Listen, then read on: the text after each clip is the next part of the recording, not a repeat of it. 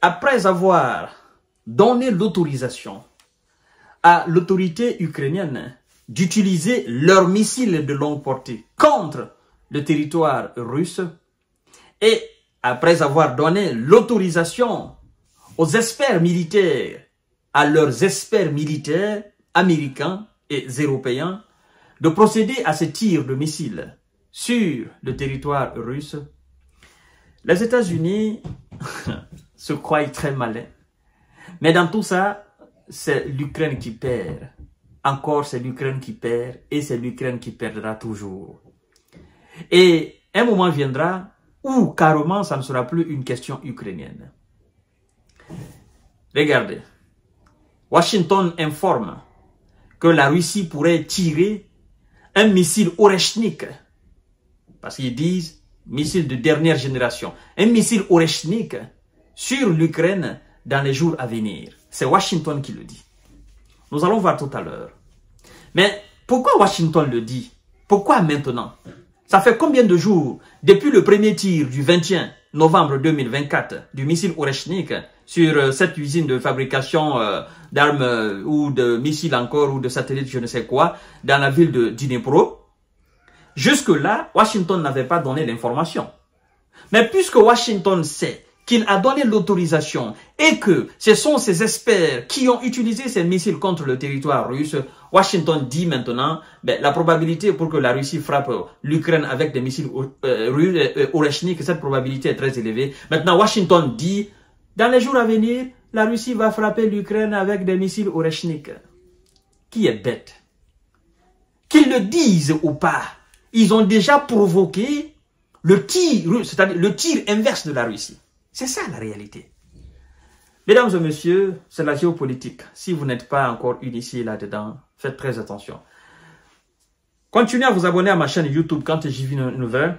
Activez la cloche de notification pour ne plus rater mes émissions. Mais aussi, je vous invite à vous abonner à ma page Facebook, le géopolitologue. Nous sommes dans un jeu de duperie. D'accord? Washington pense être plus intelligent que les Russes. Et les Européens suivent Washington dans sa folie. Et ça surtout, ça risque d'avoir des conséquences dramatiques sur le monde même, si on ne fait pas attention. Parce que là, dans de telles conditions, avec tout ce qui vient de se passer là, je ne vois pas, je vois très mal comment M. Donald Trump va régler la question ukrainienne. Je vois très mal. Très très mal. Mais c'est le but aussi de M. Biden. C'est le jeu que mène aujourd'hui l'administration Biden. Pour rendre la situation vraiment ingérable. Pour que M. Donald Trump soit complètement mis à côté de la situation. Pour ne même pas qu'il règle la situation. Pour qu'il suive les Européens. Parce que Biden, lui, part dorénavant. Le vent, lui, part. Et donc, il est en train de verser de l'huile partout. Et on ne peut plus se promener avec les allumettes, on ne peut plus se promener avec les briquets. Quand vous mettez de l'essence partout et du gasoil partout, c'est très difficile de se promener avec les allumettes et les briquets. Donc, M. Biden, ce vieux-là, il est mauvais. C'est maléfique. C'est ça la réalité. C'est ça la réalité. Il est en train de mettre en mal Donald Trump et Vladimir Poutine. Mais ça arrange bien Vladimir Poutine. Parce que lui, il a l'intention de prendre le Donbass. Et plus la guerre se prolonge, plus ces gars gagnent du terrain. C'est ça la réalité. Oui, plus les négociations sont repoussées, plus ça arrange l'armée russe et plus les objectifs de Vladimir Poutine sont atteints. Voilà. Maintenant, M. Donald Trump qui vient, il dit, je ne fournis rien, je ne fournis pas d'armes à l'Ukraine. Et ce que l'Ukraine a, si ça tient, je crois que ça ne va même pas dépasser 6 mois. Nous allons voir ça tout à l'heure. Mais laissez-moi d'abord vous donner ce que Washington dit. Les États-Unis affirment que la Russie pourrait tirer un missile Oreshnik sur l'Ukraine dans les jours à venir, dans les prochains jours. La Russie pourrait frapper l'Ukraine dans les prochains jours avec à nouveau son missile de dernière génération Oreshnik, supersonique et conçu pour porter des têtes nucléaires, a affirmé mercredi un haut responsable américain. Toujours, c'est un haut responsable américain qui est témoin sous couvert de l'anonymat. Mais nous savons, c'est leur stratégie. Oh non, c'est pas la maison, mais c'est la Maison Blanche. Nous savons, c'est leur stratégie. Personne n'est dupe dorénavant. Tout le monde sait ce qui est en train de se passer. Alors, la Russie a signalé, ils disent aussi, la Russie a signalé son intention de tirer à nouveau un nouveau missile hypersonique expérimental Oreshnik sur l'Ukraine, potentiellement dans les prochains jours, a déclaré son responsable sous le couvert d'anonymat. L'arme capable de frapper avec des ogives nucléaires des cibles à plusieurs milliers de kilomètres a été utilisée pour la première fois avec des têtes conventionnelles le 23 novembre 2024 contre la ville de Dnipro dans le centre de l'Ukraine. Voilà, mesdames et messieurs et mesdemoiselles. Donc maintenant, ne soyez pas surpris. C'est pas un missile qui sera tiré. C'est ça. C'est des missiles qui seront tirés. Parce que c'est des missiles qui ont été tirés sur la Russie. 6. 1, 2, 3, 4, 5, 6.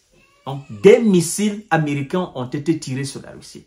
Et donc, ne vous attendez pas à ce que la Russie tire un seul missile. Non. C'est des missiles Oreshnik qui seront tirés. Dieu seul sait. Depuis le mois de novembre, le 21 novembre, le tir, jusqu'à aujourd'hui, combien d'Oreshnik ont été produits?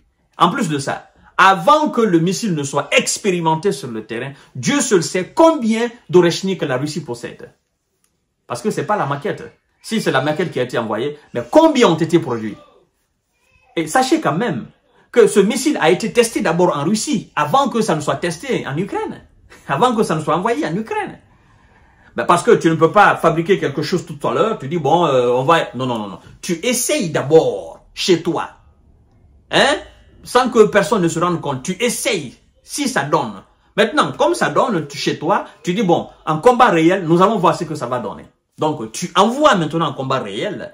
Et si ça donne un résultat, le résultat escompté, ben, vous êtes satisfait. Maintenant, la production en série. Et donc, Dieu sait combien de missiles Oreshnik la Russie possède actuellement. Donc, dans les jours à venir, je ne dirai même pas les jours à venir. Est-ce que ça se passera la nuit là? Est-ce que ça se passera ce soir là? Est-ce que ça se passera demain matin? Est-ce que c'est cette nuit? Est-ce que c'est demain? Ou est-ce que c'est après-demain? Ou est-ce que c'est dans une semaine? C'est la Russie, elle seule, qui sait ce qu'elle va faire. La balle n'est plus dans le camp, n'est-ce pas, de Zelensky. La balle est dans le camp de M. Vladimir Poutine. Et c'est lui qui sait dorénavant ce qu'il va faire. Voilà. Maintenant, si la Russie riposte maintenant, on dira, ah, Washington avait prévenu. Mais écoutez, ça c'est clair devant tout le monde. Ça sert à rien que Washington dise que la Russie va tirer des missiles Oreshnik. Tout le monde sait que la Russie va tirer. Même si vous dites au nouveau-né tout à l'heure que l'Ukraine a tiré des missiles américains sur la Russie, il va vous dire, mais qu'est-ce que la Russie attend? Et donc, que la Washington informe ou pas, tout le monde sait que la Russie va répliquer. Et la Russie même, elle a dit qu'elle va donner une réponse proportionnelle à l'attaque de l'Ukraine. Donc, ça sert à rien. Ça, c'est pas un scoop. Voilà, c'est pas de nouveauté ou non, c'est pas un secret pour... c'est un secret pour personne. Tout le monde sait que la Russie va répliquer. Et donc, attendez la réplique de la Russie. Ça, surtout. Je vous donne rendez-vous tout à l'heure pour notre série d'informations décortiquage. Merci beaucoup.